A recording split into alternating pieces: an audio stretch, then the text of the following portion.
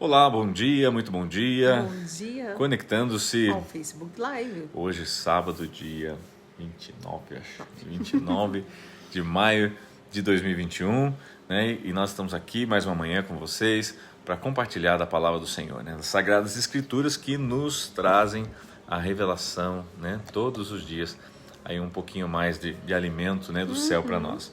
Então, pastor, nós temos meditado sobre o livro de 1 Reis, capítulo 11, hoje, né? 11. Ontem foi 10, né? Hoje 11. Ontem falamos sobre a Rainha de Sabá. Isso. Né? E toda... Ela contemplando tudo aquilo que tinha ali, né? Exatamente. Hoje então, gente, hoje a gente começa a entrar no que eu chamo de declínio de Salomão, né? Então, e o que levou ele a declinar, as coisas que ele começou a fazer, a praticar e que vem trazer daí o declínio e até, né, a morte. Realmente, não vamos ver a morte dele sobre hoje, mas você vai entender como que ele começa, mesmo seu nome tão sábio, começa a declinar desse jeito, ok? Vamos lá então, 1 Reis, capítulo 11, acompanhe com a gente, versos 21, são 41 versículos, se não me engano, 42, 43 versículos, tá? Mas é bem rapidinho, ok? Vamos lá então. Acompanhe conosco. Diz assim: o rei Salomão amou muitas mulheres estrangeiras, além da filha do faraó. Eram mulheres moabitas, amonitas, edomitas, sidônias e hititas. Elas eram das nações a respeito das quais o Senhor tinha dito aos israelitas: vocês não poderão tomar mulheres dentre essas nações, porque elas os farão desviar-se para seguir os seus deuses. No entanto, Salomão apegou-se amorosamente a elas. Gente. Ô, pastor. Pode uma coisa dessa, pastor? Gente, primeiro, né? Você não vê ele falando aqui que ele se interessou por israelita. Você vê que ele casa com uma egípcia. Ele escolheu bem. Ele casa com uma egípcia, daí se envolve com mulher moabita, amonita, edomita, sidônia, tudo isso que não podia, né? Parece que ele fez assim: vamos ver quem não pode? Não pode, né? Essa que eu quero. É essa que eu quero. E observe que o versos 2 é tão claro que ele fala assim: elas eram das nações a respeito das quais o Senhor tinha dito aos israelitas: vocês não poderão tomar mulheres dentre Por quê? essas nações, porque elas farão desviar-se para seguir os seus deuses. No entanto, Salomão se apegou-se amorosamente a elas. Gente, é assim. Foi avisado. O Beabá, ele escorregou no meio. Um homem de tanta sabedoria, né? Que sabia de tantos assuntos, na botânica, né? Na química, na matemática, na física, não sei, escorrega no Beabá. Feio, Meu né? Deus, não... olha, é de se admirar, né? É uma coisa dessa, tá? Enfim, e o que acontece não? O que aconteceu com esse relacionamento todo? Casou com 700 princesas e 300 concubinas, e as suas mulheres o levaram a desviar-se. Mas é que era muita, né? Está bem claro, pastor. Né? Suas mulheres o levaram a desviar-se. Gente do céu, é muita gente. Parece um erro na Bíblia, né? À medida que Salomão foi envelhecendo, suas mulheres o induziram a voltar-se para outros deuses. E o seu coração já não era totalmente dedicado ao Senhor, o seu Deus, como fora o coração do seu pai, Davi. ênfase a essa palavra, Isso, né?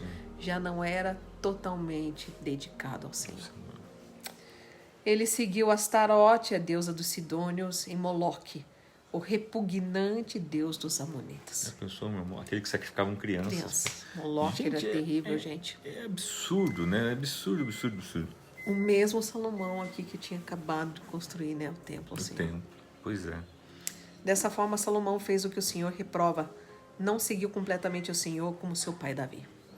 O serve que aqui fala não seguiu completamente. Significa que ele seguia, mas não completamente. O que acontece com muitos hoje, Ele fala pastor? duas coisas aqui, né? O coração totalmente, não tinha mais coração totalmente dedicado, né, ao Senhor.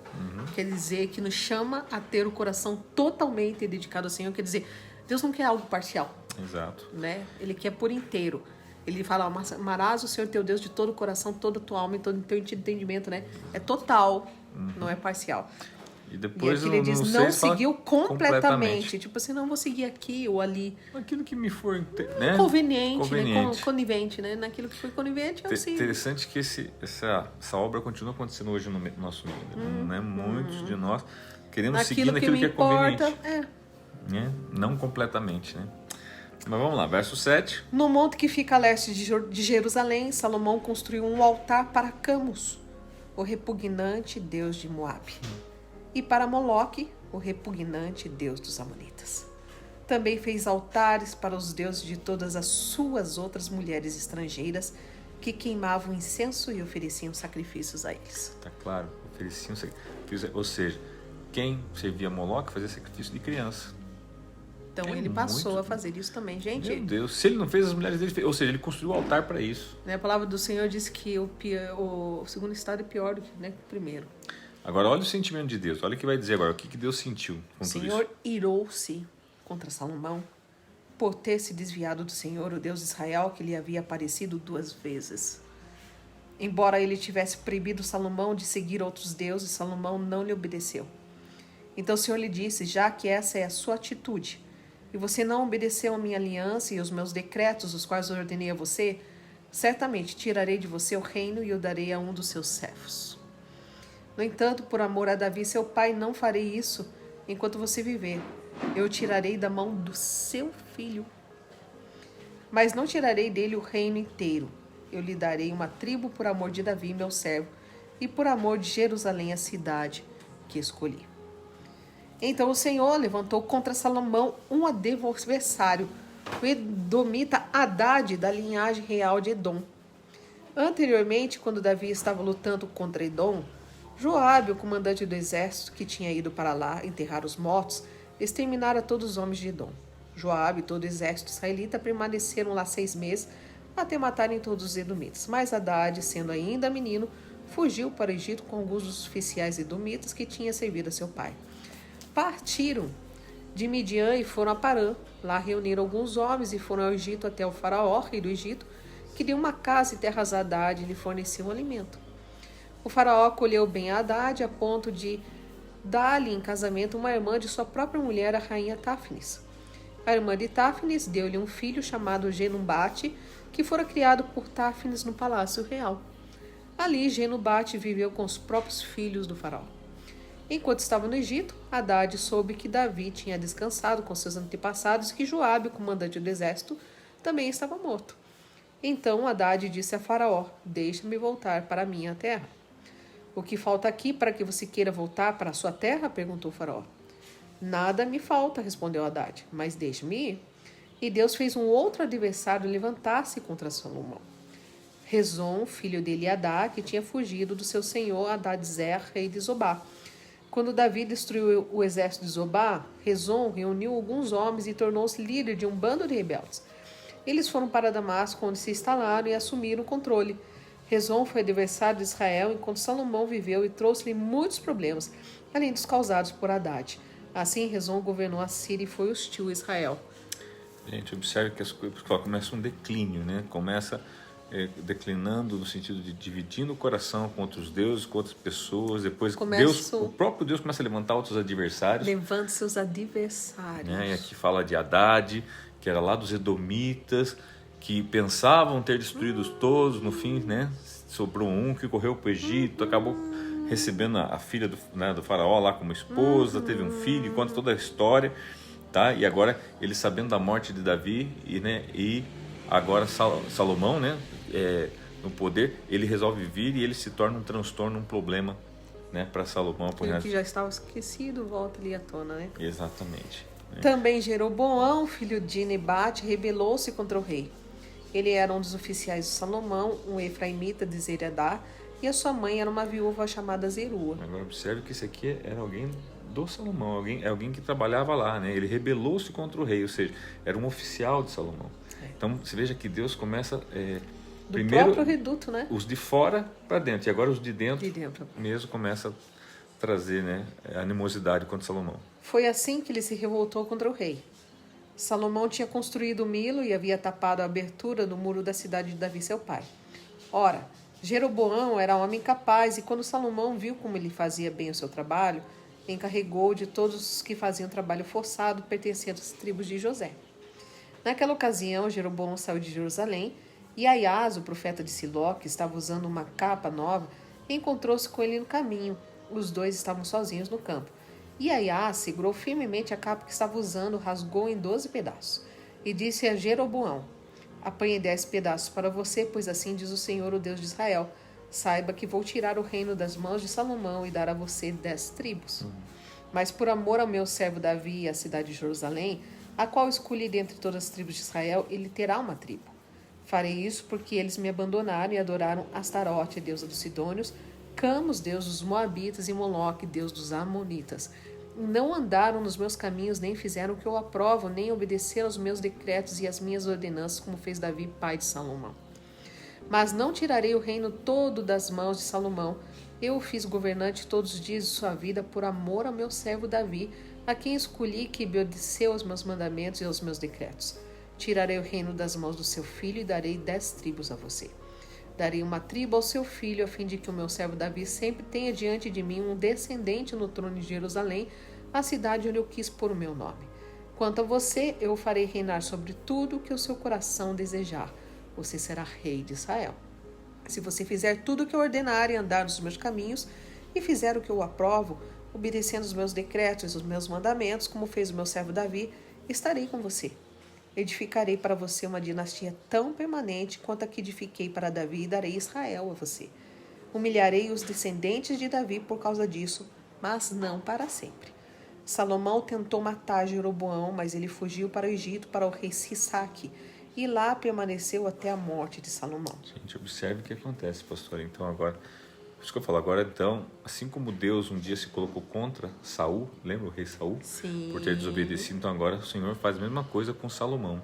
Se coloca contra, tipo, nós não estamos em sintonia, não estamos alinhados. A gente não aprova isso, né? Não, eu vou levantar pessoas contra você, levanta lá, agora está levantando Jeroboão, né, que era alguém, um efraimita, a Bíblia fala, que era um oficial dele, se rebela contra ele mesmo, mas levanta, tem a sua força.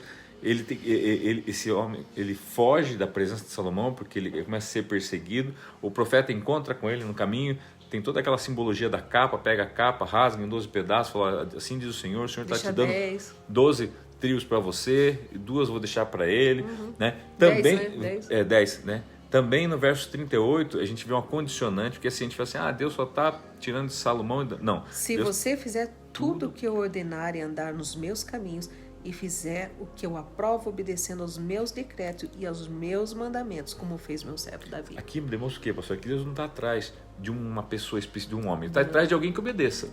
De alguém que tem atitude, né? Então, atitude aprovável, não reprovável.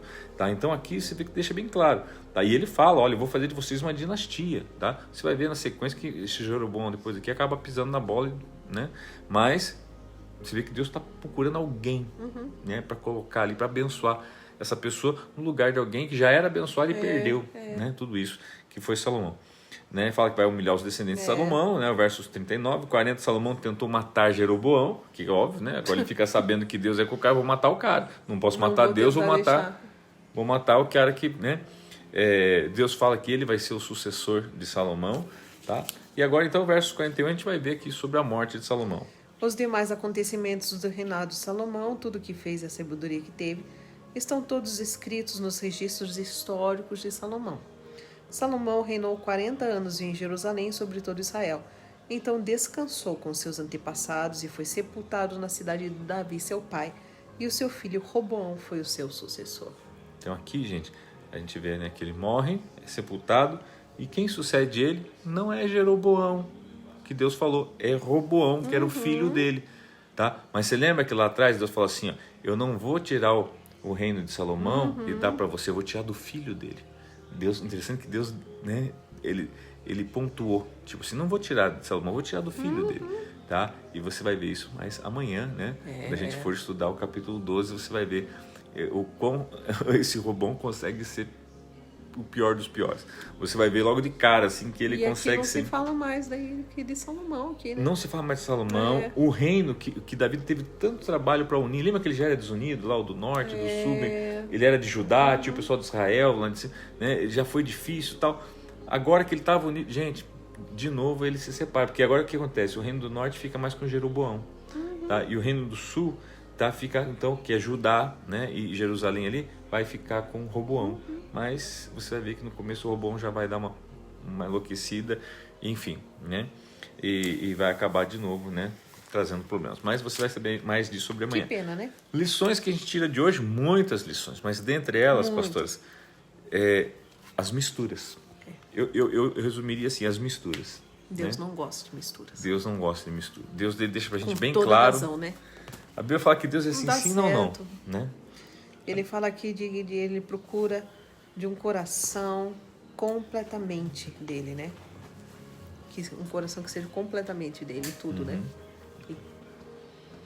Isso aí. Então, gente, que a gente possa olhar também as nossas misturas, né? Que a gente às vezes tem de forma até enganosa, né? Permitido que entre no nosso meio. Veja bem, isso não é acepção de pessoas, não é? É simplesmente o seguinte, é aquela coisa, nós temos que amar a todos, mas repudiar o pecado, né? Então é aquela coisa, eu posso amar o pecador, né? Mas não compactuar com o pecado. O pecado dele. Então, gente, toma muito cuidado com isso. Você veja que elas são sorrateiras, elas entram de formas, né? Foi através ali das esposas, né? Enfim, até quando as pessoas olham esse texto, muitas pessoas interpretam errado. Pastor, acham que assim, ele tinha 700 esposas por causa da virilidade dele. Não era, gente. Isso aí era uma coisa de poder, sabe? Assim, uma coisa assim, ele que queria demonstrar poder, sabe? Então, assim, não era aquele, não, cara, muito viril, não tem nada a ver com isso. Você pode pesquisar, você vai ver que não tem nada a ver com isso. Tem a ver com os comércios que ele fazia muitos pactos, pastora, muitas alianças com povos, então ele casava para ter aliança. Ele usava muito isso como um artifício de negócio. E olha o problema que isso trouxe para ele, para toda, né, a nação, para todo o reino, né, essas misturas todas realmente acabaram com Salomão, um homem tão sábio. Que fala assim, o seu coração já não era totalmente dedicado ao Senhor. Quer dizer que um tempo foi dedicado ao Senhor, né? E depois deixou de ser dedicado ao Senhor. Quantas pessoas às vezes são as bênçãos no começo, depois por influência, né? Uma pessoa do lado, às vezes, né? A gente falava isso agora há pouco, né? Não seguiu completamente o Senhor. Mas, gente... Até um ponto seguiu, depois deixou de seguir.